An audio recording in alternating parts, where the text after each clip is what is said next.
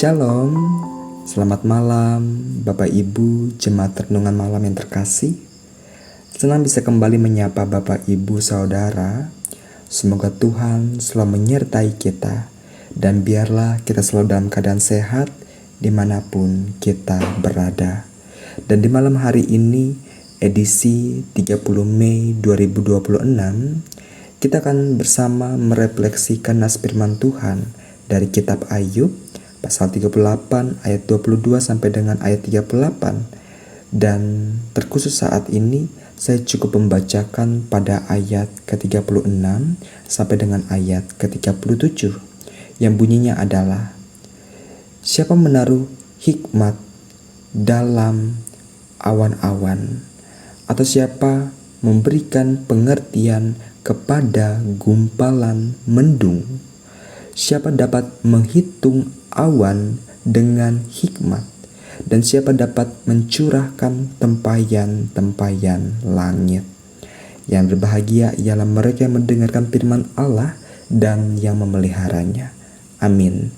Nah, jemaat renungan malam yang terkasih, Ayub, saat kita mendengar nama tokoh ini, kita tentu pernah mendengar nama ini sebagai seorang yang terkenal saleh. Nah, meskipun Ayub adalah orang yang saleh, hidupnya jauh dari segala perbuatan yang tidak benar, sebab dia terus hidup dalam perbuatan yang baik, yang terpuji.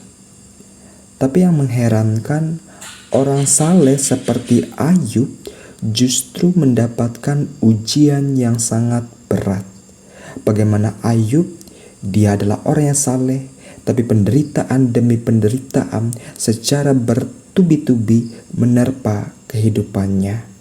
Dia mengalami sakit penyakit, anak-anaknya meninggal dunia, harta kekayaannya lenyap dengan sekejap. Jadi Ayub begitu sengsara, ditambah lagi sahabat-sahabat Ayub yang seharusnya kehadiran mereka bertujuan untuk menghibur, menguatkan Ayub, tapi mereka justru datang sebagai seorang yang menghakimi, mencela Ayub. Mereka terus menuduh Ayub telah berbuat dosa yang besar, sehingga wajar saja hukuman Allah dijatuhkan kepadanya. Di mana kemudian antara Ayub dan sahabat-sahabatnya, mereka saling berdebat. Ayub membela diri karena dia tidak bersalah, sementara sahabat-sahabatnya terus menghakimi, menyalahkan, menyudutkan Ayub. Nah, perdebatan itu terus-menerus berlangsung sehingga pada akhirnya Tuhan sendirilah yang memberikan jawabannya kepada Ayub. Dalam jawabannya, Tuhan menunjukkan kepada Ayub kemahakuasaan Tuhan atas seluruh alam semesta. Nah, Bapak Ibu Jemaat Renungan Malam yang dikasihi Tuhan, jadi saat kita membaca perikop ini, pasal ke-38 secara utuh, ada banyak sekali ungkapan-ungkapan seperti pada ayat ke-36 yang sudah saya bacakan sebelumnya, bagaimana ada hikmat yang ditaruh di dalam awan-awan. Nah, ungkapan-ungkapan seperti ini sebenarnya mau menandakan, mau membuktikan bahwa Tuhan dialah pribadi yang berkuasa atas seluruh alam semesta.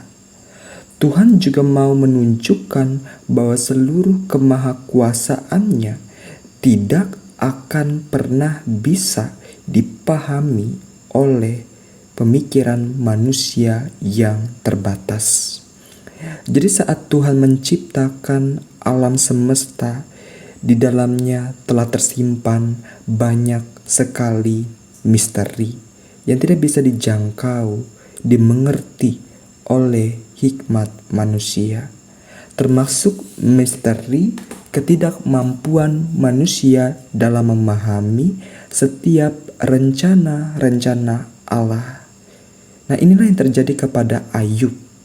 di mana manusia yang terbatas yang telah diwakili oleh para sahabat termasuk Ayub sekalipun, mereka tidak bisa memahami, mencerna apa maksud dan tujuan Tuhan mengizinkan berbagai penderitaan terjadi kepada Ayub.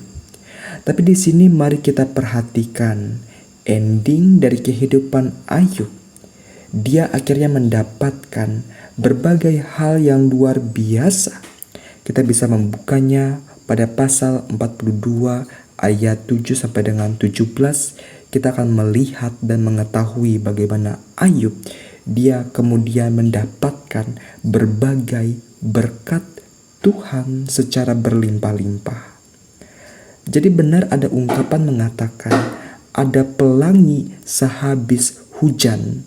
Artinya untuk mendapatkan sesuatu yang indah, terkadang Tuhan bisa memakai cara apapun termasuk penderitaan dan kesulitan. Dan kita dituntut untuk bisa melalui setiap prosesnya. Sebab di balik setiap penderitaan, percayalah bahwa Tuhan kita, Dia selalu menyediakan sesuatu yang baik, yang indah, yang penuh dengan damai sejahtera.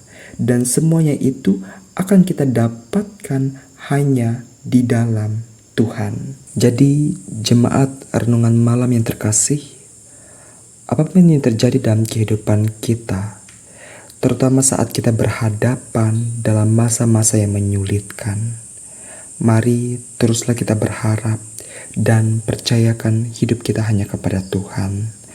Terus gumulkan harapan itu dalam setiap doa-doa kita. Jika Tuhan telah menciptakan alam semesta dengan sangat luar biasa, maka apalah artinya harapan kita? Sangatlah mungkin bagi Tuhan untuk menjawab semuanya.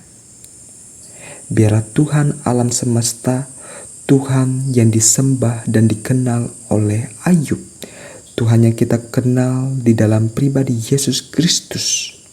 Kiranya Tuhan Yesus, Dia akan selalu menjadi Tuhan yang senantiasa menyediakan anugerah kasih-Nya bagi setiap kita yang terus berharap hanya kepada Tuhan. Selamat malam, Tuhan Yesus memberkati kita semua. Amin. Mari kita bersatu di dalam doa. Ya Bapa dalam kerajaan sorga, terpujilah Engkau Tuhan dalam segala kemuliaan-Mu. Kami bersyukur untuk setiap hal-hal baik yang telah Tuhan anugerahkan dalam hidup kami. Terima kasih pula Tuhan untuk firman-Mu yang boleh mengingatkan kami bahwa Engkaulah Tuhan semesta alam. Engkaulah Tuhan yang penuh dengan kuasa, dan melalui kuat kuasa-Mu kami boleh terus menjalani kehidupan dengan penuh iman. Terima kasih ya Tuhan. Mari Tuhan memberkati tiap kehidupan kami, jemaat renungan malam, Seresot GKS Sampit, dan seluruh keberadaan hidup kami masing-masing. Kami percaya bahwa kasih karunia Tuhan akan selalu menyertai kehidupan kami dimanapun kami berada. Jaga dan sertai istirahat kami di sepanjang malam hari ini.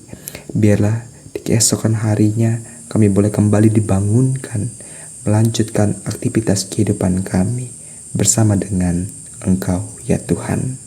Terima kasih Tuhan Yesus. Di dalam kuasa nama-Mu kami telah berdoa. Amin. Selamat malam jemaat Tuhan.